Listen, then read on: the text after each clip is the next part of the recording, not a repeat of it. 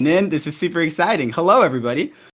This is our first official Q&A with the Epic the Musical Discord. Before we begin, I just want to give a huge thanks to Hunter, Hwin, Kermit, Zoe, Aaron, Fable, Clara, Martyna, and Idalia for being such amazing admins and interns for this Discord. You guys have been doing amazing stuff, and seriously, the community is thriving because of you guys. I really appreciate y'all. All right. So, just a quick announcement for everybody. I just want to let you guys know, feel free to ask anything that is related to Epic, whether it's about the writing process in general or about my Patreon that's going to be coming in soon, or even just personal questions like what are my favorite characters. Literally whatever you guys want to ask, as long as it is family friendly and related to Epic, I'm more than happy to answer. And I'll do my best to answer without giving spoilers for the show. Do any of the admins want to explain to everybody how they can submit questions and get into position to ask questions? Sure. Yeah, Aaron. You want to take it, Kermit? Or... Kermit? Okay. Oh, you could. I got it. So, as you can see at the bottom of the screen, you should have a thing where it says raise your hand. So you can request to speak, and if you don't feel comfortable speaking, as you can see, there's a new Q&A event channel where you can put your questions if you rather not talk or if you can't talk. So yeah, with that, I guess we'll begin. Amazing. I'll be here happily awaiting questions. All right, and we'll try our best to order the questions as they're in order. So no worries there. Mm-hmm. Yeah, so I see we already have some questions. So these are questions you can ask Jay or the staff in general as well. Yeah. All right, Jay, we got our first one, Q&A from Z. So she asked, what inspired the start of writing Epic? The start of writing Epic? Oh, okay. Yeah. I love this question. So, by the time, right before I started writing Epic, I knew that I wanted to write a very large-scale musical. A fun fact is that I was actually thinking about writing a musical about guardian angels. But I had so many different ideas for it, and I wasn't sure if I wanted to create an entirely new narrative or base it off of something else. So I was bouncing ideas off with a professor of mine at the University of Notre Dame, and I was mentioning like, I know I want to write a musical that has oceans and pirates and monsters and sword fights and magic. And at one point he mentioned like, what about the Iliad or the Odyssey? And so at first I was a little skeptical, but then after doing some more research about it, and I remember having read the Odyssey in high school and middle school before, it just seems like it could really become a musical playground. One of the things I love most about writing Epic is that I feel like I can never go too big with the music, just because the source material is one of the oldest stories we have. The content of which is like the entire ocean and gods and monsters. It's so fun. And so, yeah, I think one of the largest things that inspired me to write Epic was I just wanted to write a show that is very large in scale with a variety of music that can be created in a musical playground. Yeah, I hope that answers your question. Alrighty, we'll go for one more in chat and then I'll let one of the people speak. So Dizzy Tiger is wondering, hi, I was wondering if we'll be getting a Penelope solo song, unless that's too spoilery.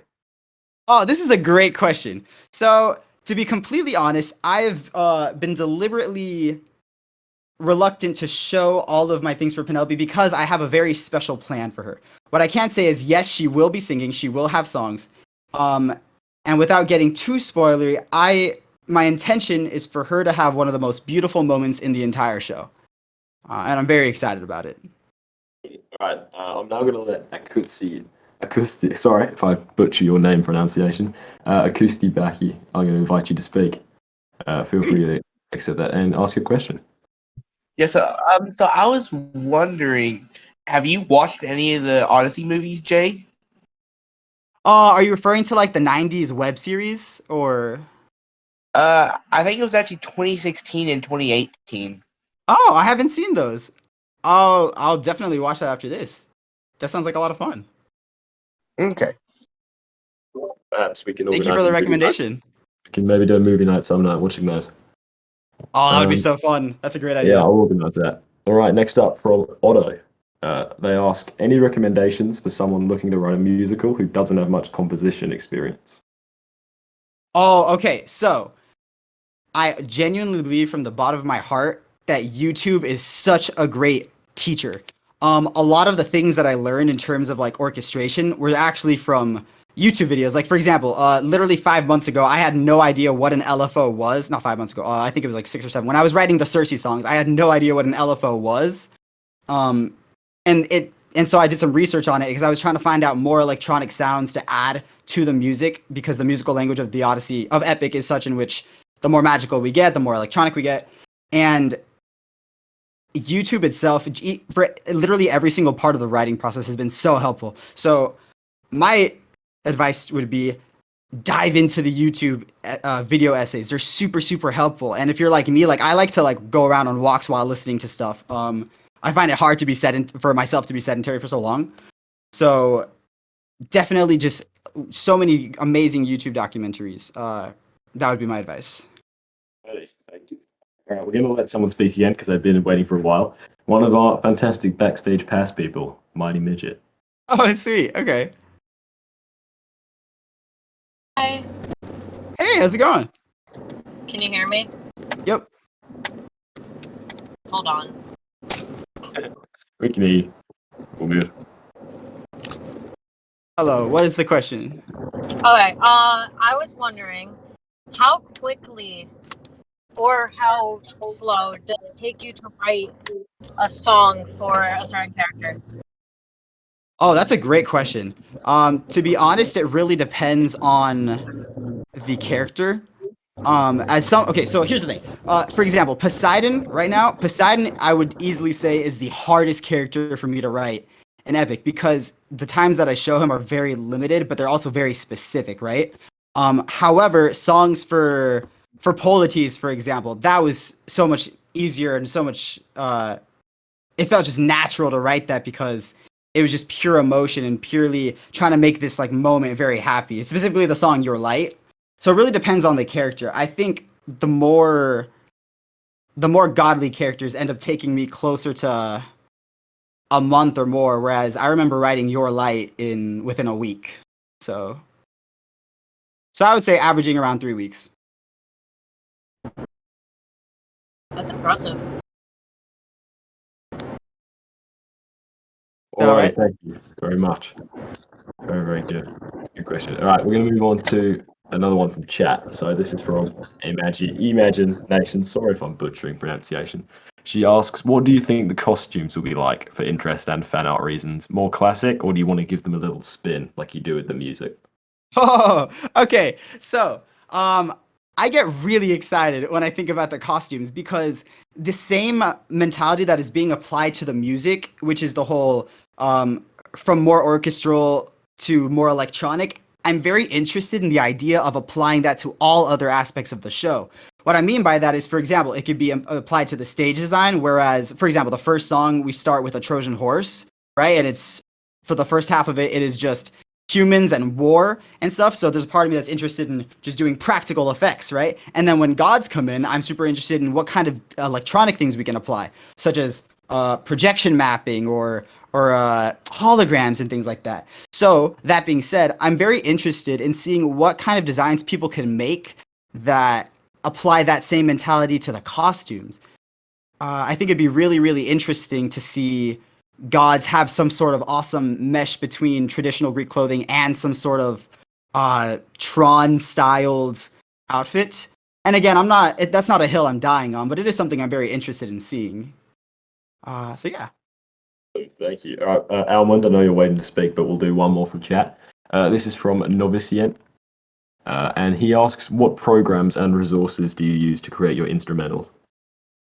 Oh, great question. So, as of right now, I'm currently using Logic Pro X as my main DAW. And I use a lot of the sounds that come with Logic Pro X. However, a lot of my more orchestral sounds actually come from Contact Factory Library. And when I'm looking for more electronic sounds, I use a plugin called Serum. So between Serum, Contact Factory Library, and just the Logic Pro stock sounds, that's most of what I use. However, if there's an instrument or a type of sound or a sound effect that I don't have access to, I'll use a website called Splice, which if you guys are like me, who 2 years ago didn't know what Splice was, it's a website where you can pay credits to have access to tons of different samples. So when I was looking for the Thunderstrike samples that I used in Thunderbringer, I would like find some from Splice and then kind of mesh them together so I could use them how I want to. Righty, thank you. All right, we're going to let Alman speak now, another one of the fantastic Backstage Pass people. Alman, Great. what is yours?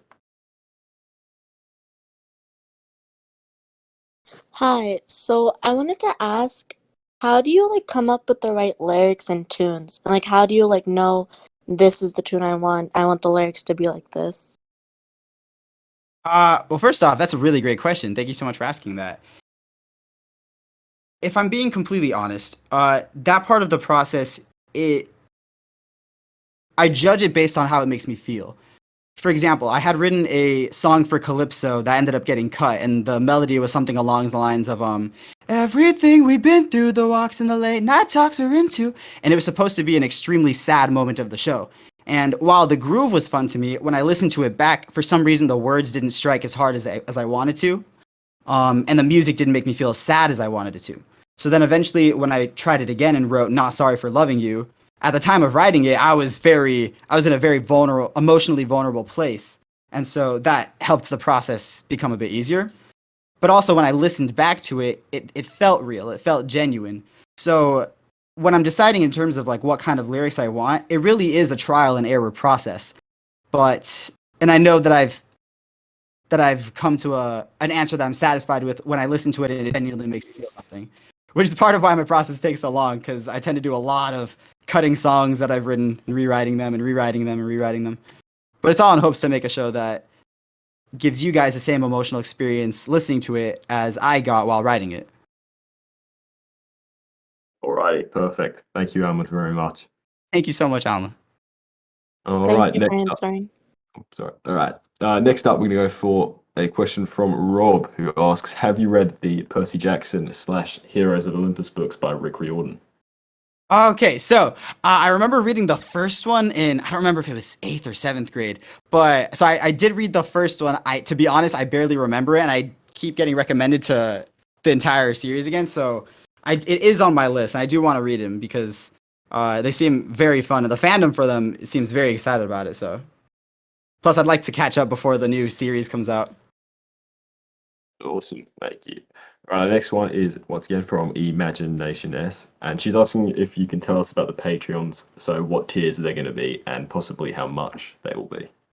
Awesome. Okay, so as of right now, my intention for the Patreon is for there to be 3 tiers. Or actually, before I talk about the Patreon, let me just say that regardless of the existence of the Patreon, I will still be consistently posting on TikTok, and I am in no way intending to stop making content for TikTok. The Patreon is simply for people who would like a bit more epic in their day, or would just like to dive a bit deeper into the process of epic and who are very interested in supporting it. That being said, my intention is for the Patreon to have 3 tiers as of right now. They're going to be called the Mortal tier, the Monster tier, and the God tier, just to resemble the theme of the show of when does a man become a monster. The Mortal tier, if I remember correctly, gives you access to the backstage chat, as well as an epic-related video that you will get a week before everybody else on TikTok. The Monster tier will also get you access to an exclusive 1-hour live stream where I'll just be working on one of the songs, and I'll go a lot deeper into the process. So you'll see a lot of the nitty-gritty stuff in my process that I'm a little more reluctant to show on TikTok lives. And then the Monster tier will be access to what I will call the epic shaping movie night, which is, I'm a huge sponge for inspiration. And so because of that, I have to be very specific in the things that I watch and that I listen to, which is why I'm super, super selective in terms of like what anime and what video games will I play, because I know that they will inevitably find a way into my art. And so those in the God tier will have the option to vote for what movie I will watch with them on an exclusive streaming night. And in so they will be having a small impact in how epic is being formed, because assuming that I like the thing that we're all watching, it will inevitably find its way into the work. So you will see aspects of whatever I watch in epic in one way or another. Alrighty, cheers. Next up, we have a question from Pug the Olympian, and they ask, if you ever get into a stump when you're writing songs, what do you do to get yourself out of it? It's funny because the advice I'm about to give is something actually need to do more, but it always ends up helping me out in the end when I finally do it. Usually what I try doing when I'm in a stump is I keep trying to go at it, and I inevitably get more and more frustrated. And sometimes that's not the best course of action. However, when I take a step back and go consume some other form of media, whether it's an anime or a video game or a movie or a book, I think allowing my brain to take a break from being so zoomed into the work and allowing my brain to see the techniques that other writers and creators have used in their work, it allows me to come back with a sort of fresh point of view. And usually that's how I am able to get through those stumps. But by all means, they are not instant. Usually what is happening is I will try to be relentless and keep on trying to work on it. It'll take an emotional toll on me. And it's not till I eventually decide I really need to just take a step back and learn something from somewhere else so that I can come back and tackle this, that I end up being able to pass that hurdle. Alrighty, thank you. Next up, we got a question from. Oh my god, there are a lot of questions. All right, next up, we got a question from Neverland, and they ask: do you plan to make the musical a podcast musical or an actual stage musical? If you do intend to have it be a stage musical, which I think you do, where, as in what country/state will it be in, roughly? Okay, so my first off, awesome question. Just hearing that gets me really excited. My intention is for it to be a staged musical. In terms of where do I want it to be shown, in a perfect world, if I had to say, and this is actually this is my goal, right? I want it to be a show that is done everywhere. I would love for Epic to be a touring show that goes to every major stadium, sort of like a pop artist does, right? So it would go to tours in like very major stadiums so that larger amounts of people can see it. If it ends up becoming a show that is only on Broadway, that is a different story, but my intention is for it to become a show that goes everywhere. Like, I would love for it to go all around the States and then eventually go international. That would be the dream. That would be awesome, man. Thanks, Neverland, for asking that. All right, next up, we got a question from Rain, and they ask: when casting for characters, is gender specific to who you'd be more likely to choose? I'm so sorry. Could you read the question again? I didn't hear it right. So, when casting for characters, is gender specific? Oh, there goes my phone. Is gender specific to who you'd be more likely to choose? So, if you're casting a character, if it's a predominant, would gender have an effect on that character? I see. That's a great question. It really depends on the character. There are a few characters in Epic who I could see being played by any gender. However, there are characters that, in my mind, are also gender specific.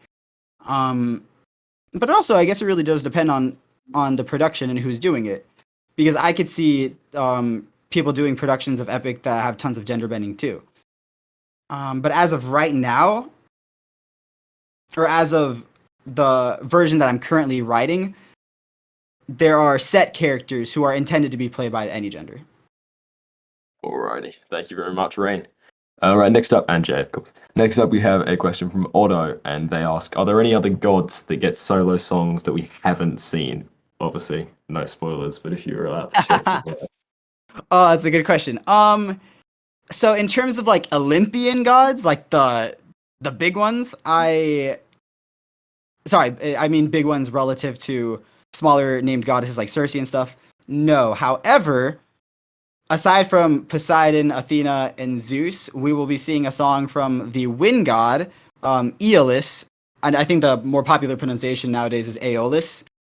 So that character will be making an appearance soon. I actually do intend to show a snippet of that in maybe the coming month. Alrighty, thank you. Yes, I will get to you in a moment. We're just going to go for 2 more questions from chat. Okay, so from Robin, they ask: how long have you been into producing music? How long have I been into producing music? Well, I've been writing songs since I was about 12 or 13. But in terms of actually sitting down at the laptop and trying to create it, probably when I was in freshman year of college. I actually started making digital music on my iPhone. I was using GarageBand, And I kid you not, I think I made like a solid 15 songs on there before I finally decided I should probably start using the laptop for this. So around my freshman and sophomore years, I started getting more into GarageBand on my laptop. And then eventually I made the jump to Logic Pro because a friend of mine told me Logic Pro was basically GarageBand on steroids. And that was all it took to have me sold. So yeah, it's been about, in terms of like actually orchestrating music, I would say it's been about 6 or 5 years now. 5 or 6, give or take. All right, thank you. All right, we're actually gonna go into this one final one, then I will let Yas speak. This is from Unicorn 2y5, and she asks, "Do you think we will still get to see some parts of the cut songs?" Of course, yeah. In the show, no, but like in general, yeah. I think it'll be really fun to show you guys a lot of the things that got cut. It'll be a super fun way to incorporate everybody into that part of the process. Plus, there are some jams that, for dramaturgical reasons, didn't make the show, but nonetheless, they're still fun songs. I'd be more than happy to show them to you at some point. I think right now, where my current brain space is at, is I'm just super focused on the current trajectory of the show. But I do intend eventually to show you guys tons of cut songs because there are so many, and it's so great to see. You can literally see how the show has evolved over time from those cut songs. We have songs where, like, we have cut Calypso songs. We have several cut Athena songs. Cut Curalicus and Odysseus songs. Entirely cut characters and plot lines. There's so many cut songs, and so yeah, I do intend to eventually show those, and I'm really excited to. Awesome, thank you. All right, now we're gonna let Yas speak. So Yas, the stage is yours.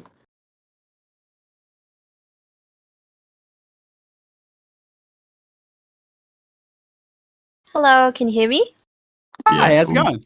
Okay, great. So I actually have 2 questions.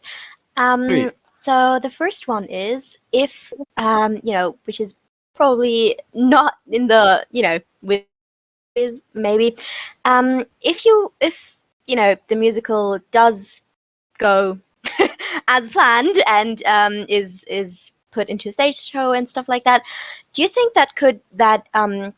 if it came to different countries, do you think you'd want to keep it in the same, in English, or do you think you'd be open to change the language to because the problem that I have seen occur is with Germany. So I'm from Germany, and a lot of musicals. Hello, that's so cool. Thank you. So a lot of musicals are changed to be in German to appeal to the German musical watching audience, because unfortunately, since musical tickets are pretty expensive in Germany, not many young people go and watch musicals because not many young people just have, $80 lying around to go watch a musical. Which is also the unfortunate reason why, for example, Kinky Boots, the musical, I don't know if you're familiar, did not take off in Germany at all because it just didn't have the audience, because mostly older people who go watch musicals are still a bit conservative when it comes to different things, and that's unfortunately why Kinky Boots, for example, had a very short run. But I think that that Epic would be a broad theme that many people would be interested in. So would you be interested in adapting it to a different language at some point? First off, that's a lot of talking. I'm sorry. Oh, no, no worries. I'm super happy about how excited you are about it. Well, long answer short, yes, I would be interested in translating Epic to other languages in the future, because at the end of the day, I do want as many people as possible to be able to experience Epic. And I think, honestly, I would love to hear Epic in German. That would be cool. I don't think I could. I don't know if I could do Odysseus or any of the characters in that production, but I'd still love to see it. It would be super cool to have an entirely different cast and hear it in a different language and see if the musicality is changed. Yeah, absolutely. Yeah, so yeah, I would be interested in that. I do want as many people as possible to see it. Awesome. And I've unfortunately forgotten my other question. So if it does pop back up in my brain, I'll just raise my hand again. But awesome. Okay, well, I look forward to it. Awesome. Okay, bye. Bye. Alrighty, next up, we've got quite an interesting question from Mookies, hope I pronounced that right. And he asks, the song that goes, "The late night talks we're into, now that I don't mean a thing to you, what was that called? I need a name to my favorite song." Oh, okay. Give me 1 second to find out. Also, I'm sorry to say this, but that song was cut. That's the cut Calypso song I was talking about earlier, but I still will release it at some point. The name of that song was Belong to You. The name of the song was Belong to You because they were fighting. I think it was because Odysseus' punchline, and the second verse was him saying that he does not belong to Calypso, even though he appreciates how much she has helped him emotionally throughout the years. Alrighty, thank you.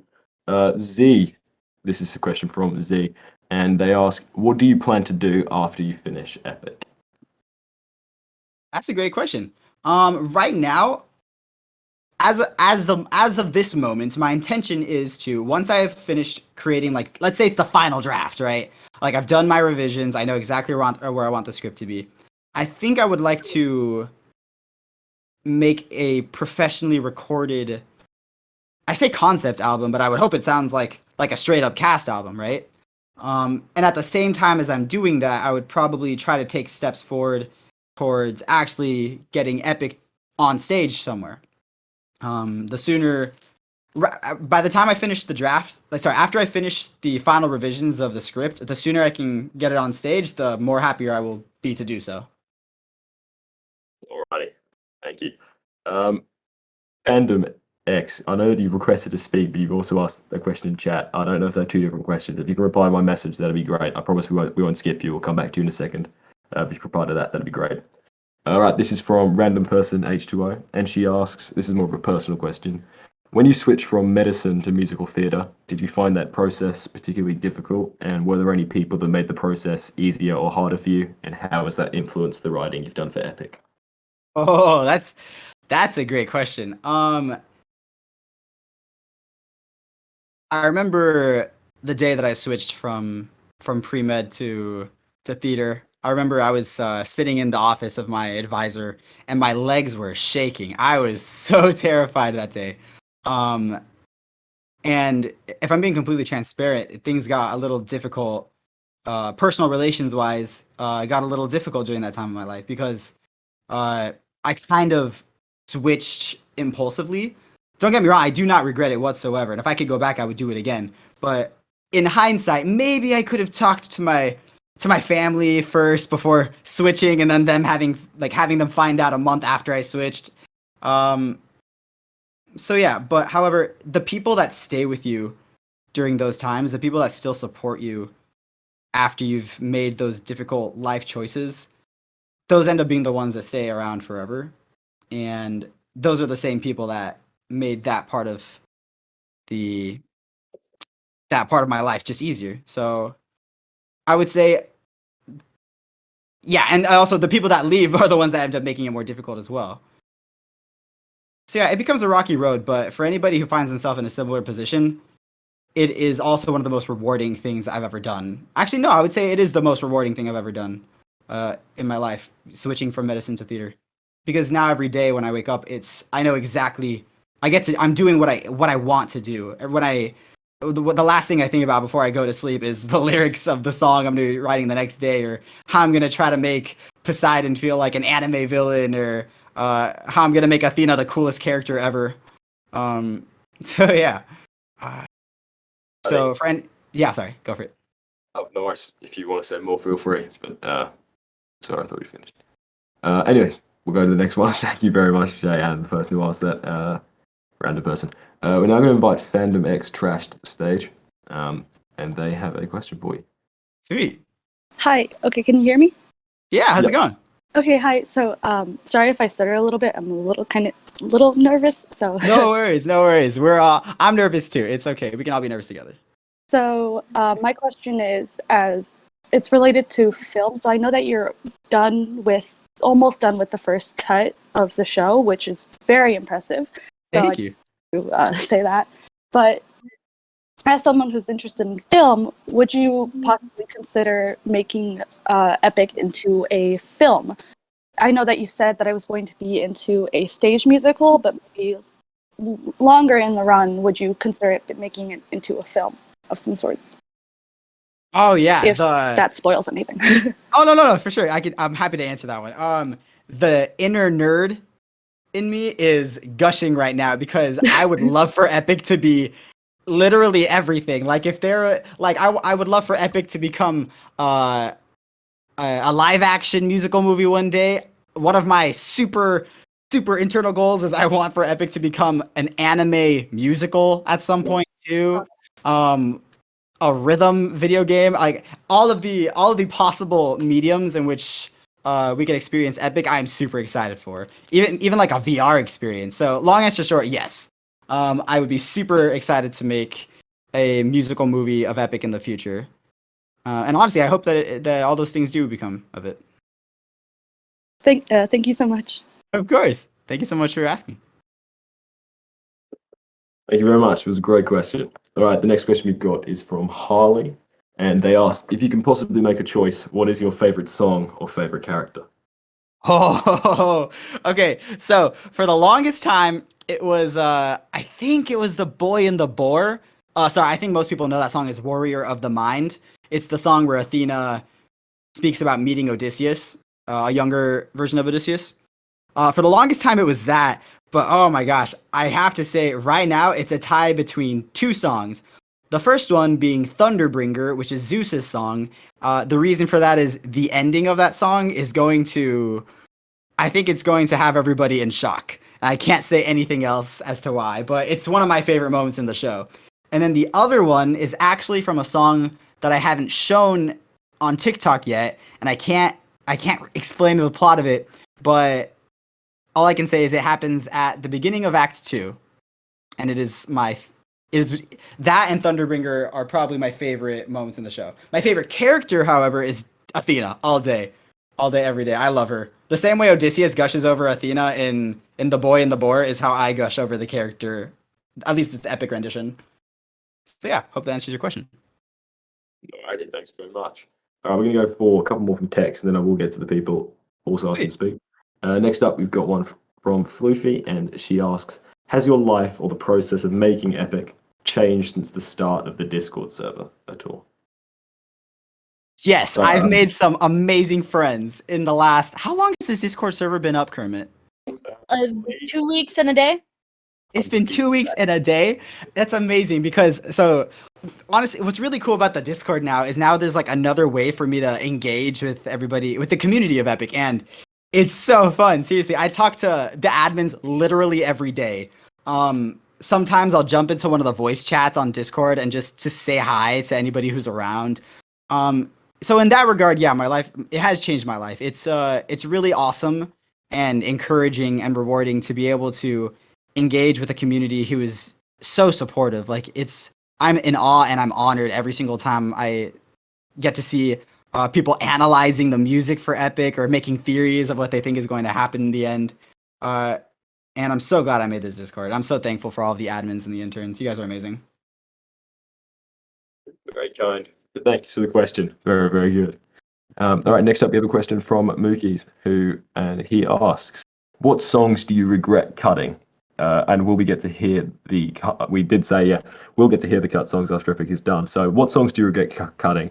And what about instrumentals for all songs? Oh, okay. So there's this one song. There is this one song called "The World Was a Better Place," and I was writing it. It was something I wrote when I had written my very early draft of the Lotus Eaters, not like way before TikTok, not the draft of the Lotus Eaters that I was writing when I was on TikTok. And that song, the reason it got cut was because it felt a little too far away from the main storyline. Like it didn't really add anything to the main story. It kind of just felt like a side quest. But it's in terms of just raw emotion, it is one of my favorite songs I've ever written, at least for Epic.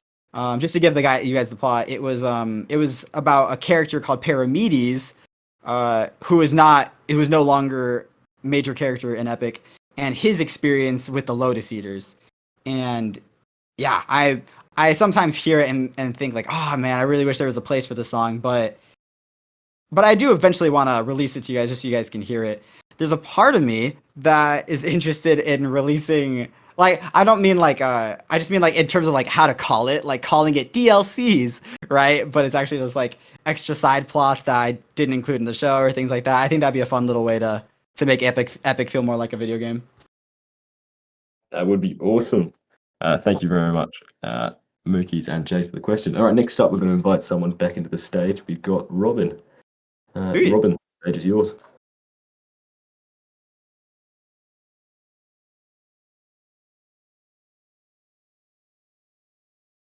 Robin, you got to. Oh, I said. Oh, there you go. Yeah. Hi. Hi. How's it going? Hi. I have this question. It's already been kind of answered. But for people who live somewhere else, like I live in the Netherlands, which is quite a ways off, I physically cannot go and see the musical on Broadway or somewhere in America. And for musicals like Hamilton, it took quite a few years for it to be like officially recorded. And most musicals don't even get like a good recording. Would you be open to like showing it to others in like either a different medium or some sort of recording that's better than like bootlegs, so people can't go and see it? Yeah, I would. In fact, to be completely transparent, the way I'm looking at Epic now in the back of my head is I'm trying to figure out ways that I can make the spread of Epic as large as possible, so to be honest, I'm no longer thinking only New York, because I would love for people who don't have access to New York and Broadway to be able to see the show, right? Because not everybody can just out of the blue book a flight to New York, get the hotel room for 2 days, and then get tickets to a show that might already be sold out months before, right? I'm not saying that's going to be the sake for Epic. I just mean like that's happened in my experience where I try to go to New York and it just becomes so difficult to watch certain shows. So yes, I would be interested in finding other mediums in which we can show Epic to everybody. What exactly those are yet, I'm not sure, but I'm open to all kinds, and I'm currently looking into ways to get as many people all around to be able to experience Epic as possible. Okay, thank you very much. Of course, thank you for asking. Alrighty, so for our next question, I, as a semi-theatre kid, don't fully understand this question, but I will answer it. I'm sure it will make sense to you, Jay. Do you ideally see Epic as using a proscenium thrust or a stadium stage?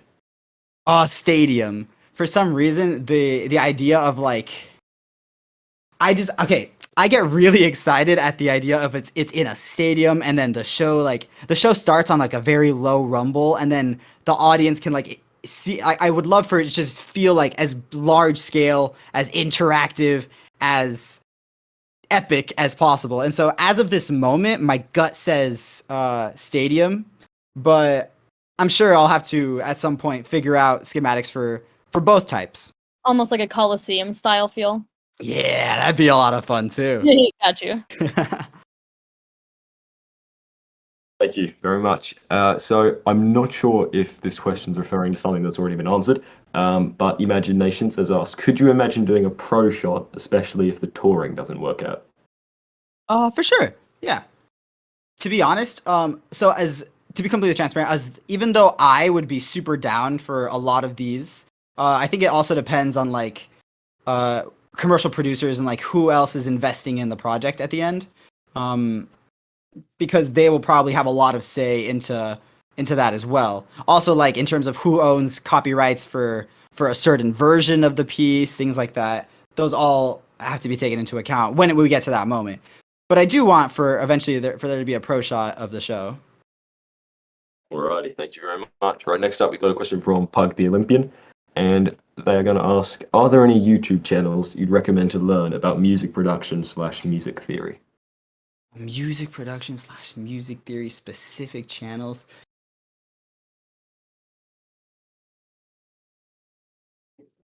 So I don't have any specific usernames off the top of my head, if I'm being honest. A lot of the times I'll kind of go and blind, because a lot of times I'll be looking for like different aspects of things, like whether it's how can I imitate this one composer, like how can I imitate like a Hans Zimmer score in this one song? How can I make this this part feel like Inception, for example? And because there's so many different aspects to it, it's very rare that in terms of the musical production I linger on one specific YouTube artist. However, if you have a question later on like specific YouTube channels for story structure or just writing stories in general, I do have a couple that I've been using very frequently. All right, thanks very much. We are going to get back to the people in speaking in a couple moments. We're going to just go through a couple more questions. Yes, if you can very kindly waiting. Floofy asks, will there be like, I don't know how else to call it, an album that we'll be able to buy or something for those who like binge listening? Oh, I hope so. Yeah, that is yes. There will be an album for Epic. There will be an album. I think right now the earliest type of album I could imagine would be what I'll call the concept album, which is basically I'm hoping that after I finish like the final draft, or at least after I have a draft of Epic that I'm happy about, I will try to professionally record an album in hopes that we can get more people to actually hear the whole show. But yeah, and even if, let's assume it takes like a very traditional route and ends up on Broadway, even after that, there would be a Broadway original cast for that too. So yes, there will definitely be Epic on Spotify one day. All right, we're going to do one last text and go back to the people speaking. Iron Ducklings asks, you mentioned maybe writing an Iliad musical in the future. If you do, would you be writing it as a tie-in to Epic, like with character portrayal, etc.? Could you say the second half of that question again? So sorry. So, if you do, would you be writing it as a tie-in to Epic, such as with character portrayals, etc.? Yes, I do intend to write an Iliad musical in the future, or at least as of right now, I do. Fun fact, actually, Epic was supposed to be Act 1, the Iliad, and Act 2, the Odyssey, but it was way too much to fit into... Well, at least it was way too much to fit into the one musical without not doing everybody justice. So there are songs that I had intention for the Iliad that are actually cut, that I have like saved away, locked away. However, if I do write the Iliad, what I'm actually wanting to do is while the characters will sort of feel tied into Epic, like in a sort of vague way, I'm actually hoping that it expands upon the musical fundamentals that I laid down in Epic. What I mean by that is, in Epic, when a god appears, it is a very intense, like it does not happen super often, and the mood of the musical changes because there's a god in everybody's presence, right? In the Iliad, though, it's like God games on steroids. Gods are coming in all the time. So what I'm hoping is that it's kind of like if I made like a video game after the first one and I take all of the controls and all the little skills from that game and I expand upon them. That's actually what I intend to do when I eventually write the Iliad musical. Since a lot of the characters from the Iliad, I purposefully... I don't like remove them from Epic, but I try to keep Epic feeling super self-contained. Like they'll make references to the Iliad, but we won't get like any super explicit flashbacks to like major moments of the Iliad. I'm hoping that I can really expand upon those when I write the Iliad musical. Right. There's one idea that I have in mind of the mission where Diomedes and Odysseus go out. I think it's to do some recon and then they capture a what we call prisoner. And I'm hoping that when I do that, it can have like a slight nod to the Odysseus version in Epic. So things like that get me really excited. That would be awesome. All right, next up, we're going to, hopefully, I believe Yas has remembered her question, so I'm going to invite her back. Sweet. I have, yes. You're back. So good to hear you again. Yay. So, Jay, you said your favorite character is Athena. Is Athena also your favorite character to write? Or is that a different character? I think right now my two favorite characters to write would have to be Athena and Odysseus. The reason for that is I love making Athena just so badass. It is so fun to make her so cool. Like, my favorite moment in the show that is not the two that I mentioned before is an Athena moment, and I don't want to. I can't spoil what happens because it's so cool what happens. It's one of my favorite moments in the show, and she comes in and she's super badass. And so in terms of just like making that, I would say Athena. However, it has been so fun to write Odysseus's transformation because I've been very specific about showing on TikTok portrayals of Odysseus where he seems more thoughtful and he's caring. He's not necessarily the Odysseus we know he becomes. And so writing those gradual changes in him are it's very, very satisfying to say the least.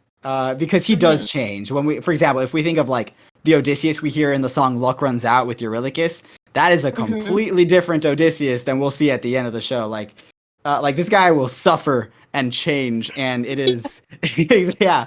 But it's very fun to write. It gets me excited because earlier on in the show he provides many moments of levity and comedy at times. Like I'm thinking of The Boy and the Boar. He has those funny moments with Athena. But then as the show progresses, he becomes the darker moments of the show. All of the most impactful moments of the entire show literally are because of him.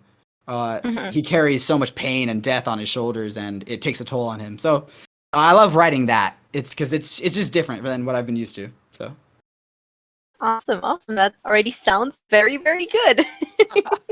I'm so glad you remembered the question. It was a great question. Yeah. Alrighty, thank you very much. All right, back to chat now. Just saying, the people who are asking chat voice questions, the only reason I'm not getting to you guys as quick as the others is I know you guys have already asked questions. Incredible as they are, I will try and get to you guys as soon as possible, but I'm going to do some chat ones now. So this is from a generic user, and she asks, hey, one of my favorite characters so far is Hermes. Will we be seeing more of him in the show, or just the one song we have so far? That's a great question. So, the song that we hear from him right now, the Danger song, that happens in Act 2.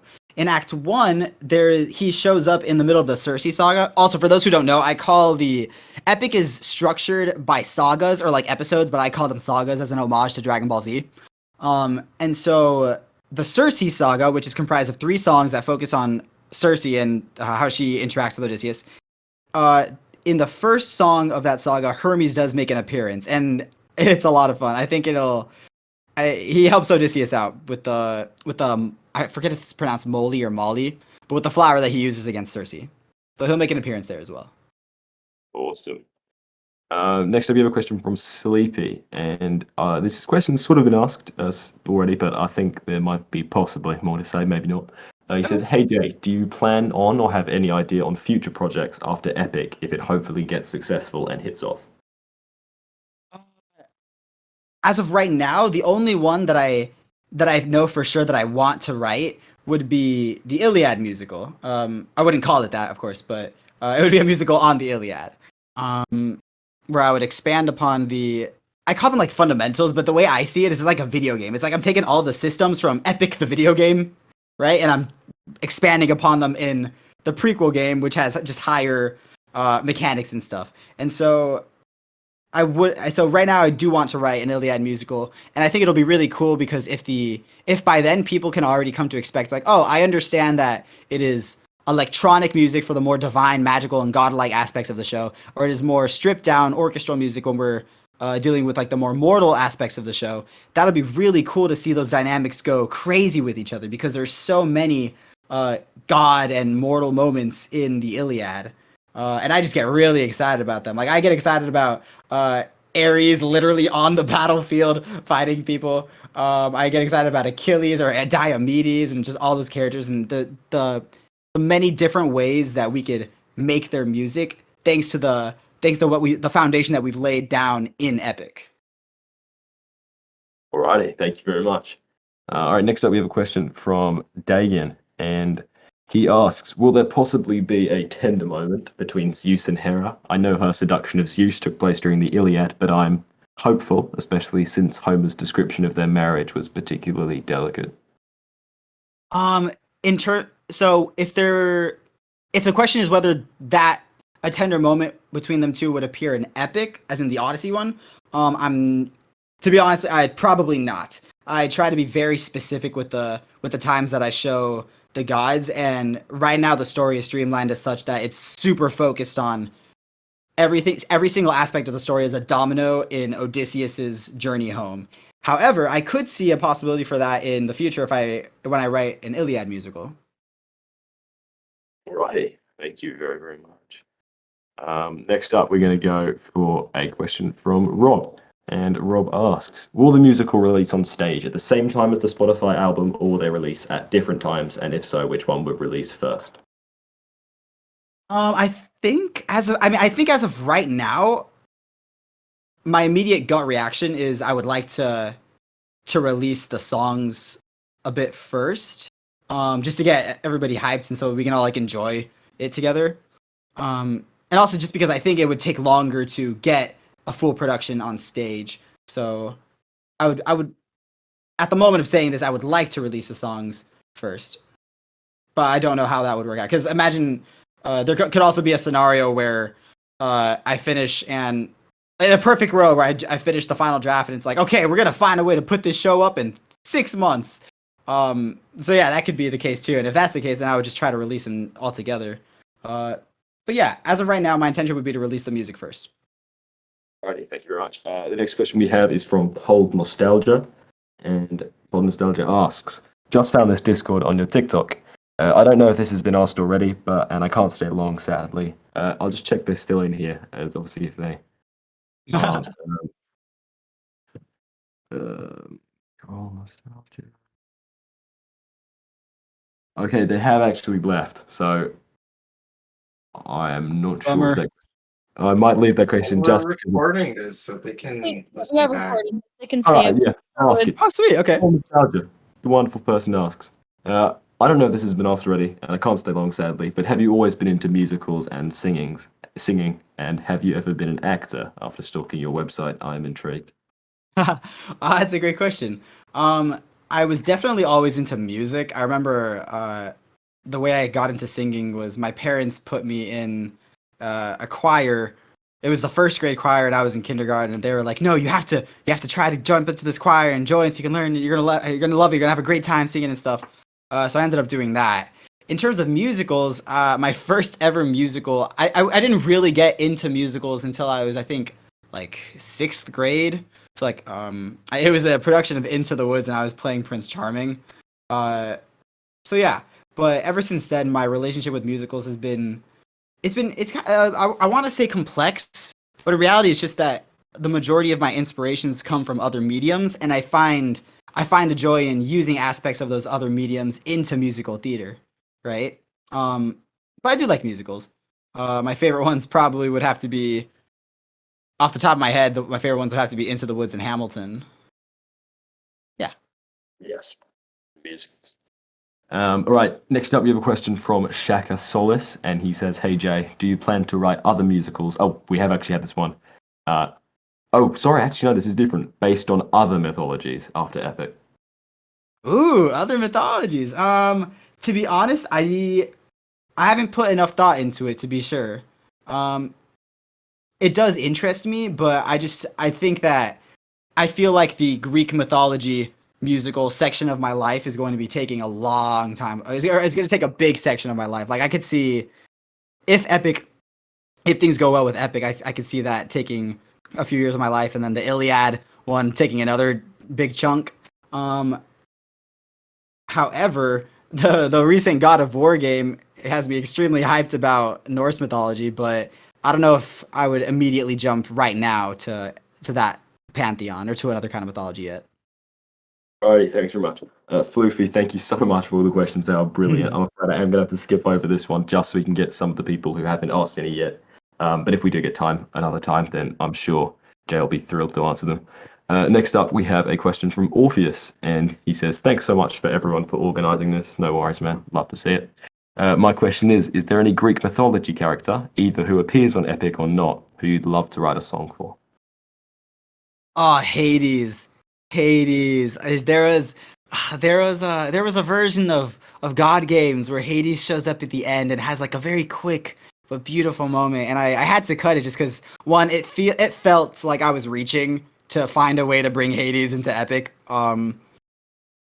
But I hear often that portrayals of Hades in pop culture today are like an evil counterpart to how he is in Greek mythology, where he seems to be a lot more calm relative to his modern day interpretations. So I would actually I would be very fascinated in writing at least a song about Hades, something with a theme of love. Those two fascinate me a lot.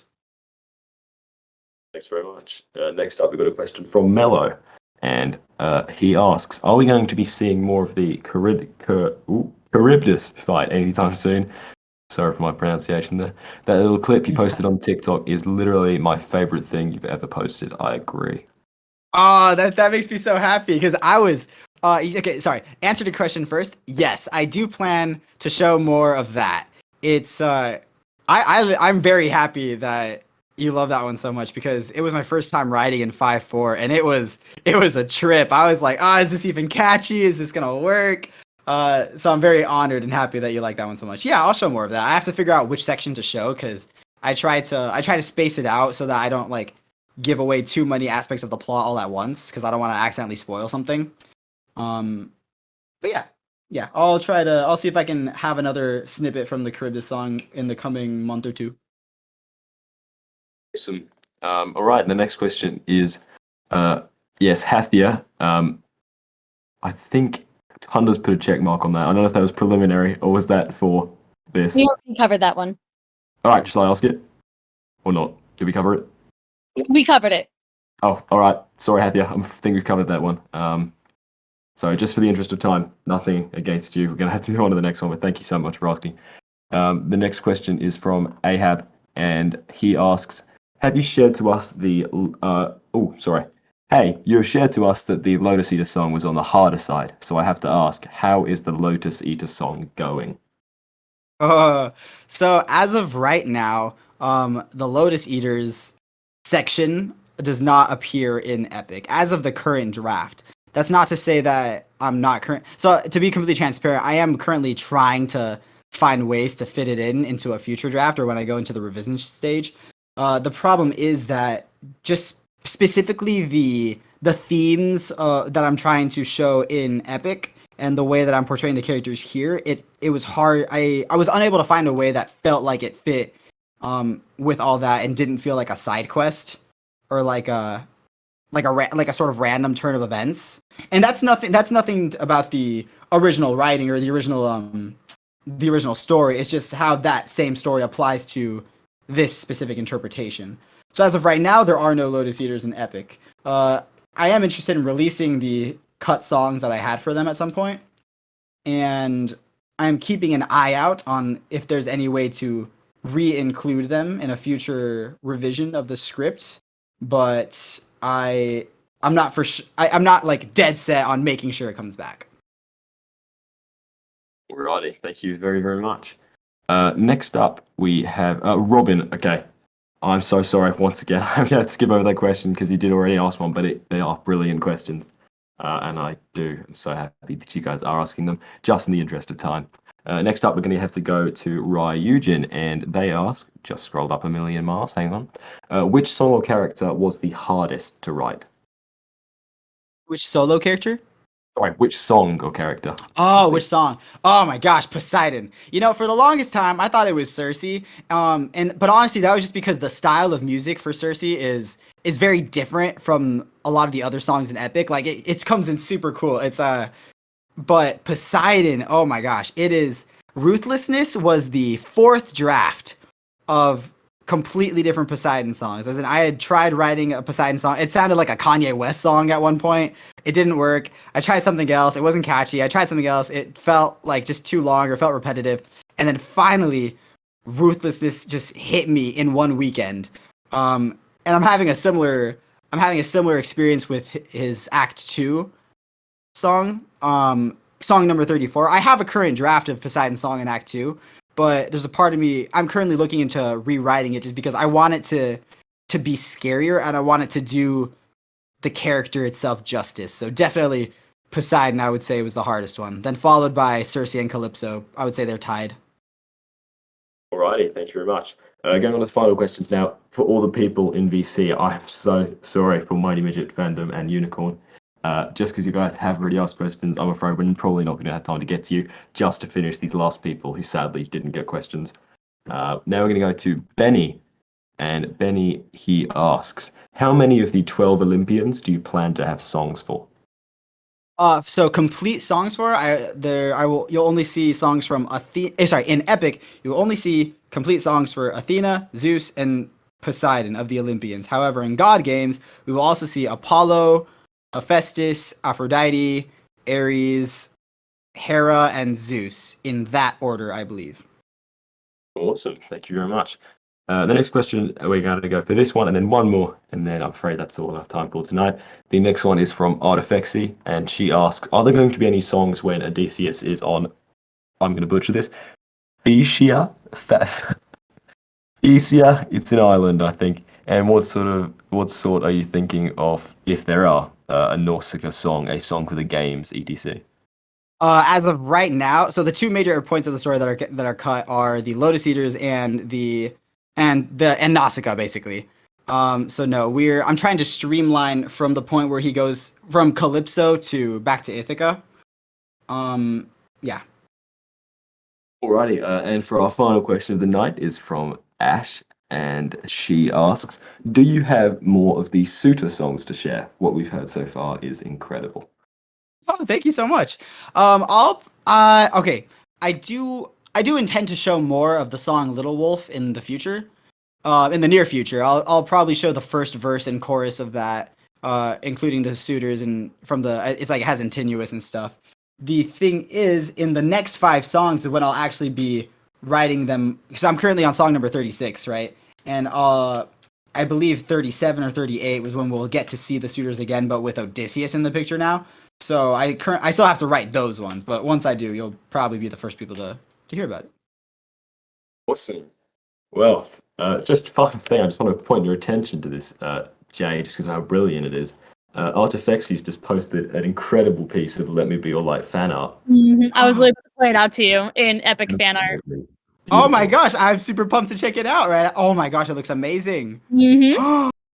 Okay, sorry, I don't mean to gush out over on this this call, but it looks so gorgeous. I'm going to raid that chat right after this. Welcome to how Jay reacts to all of your arts, by the way. This is what he does. It looks so good. Okay, thank you so much, everybody, for attending this Q&A. It has been so great. It's been an honor to be able to answer all your questions.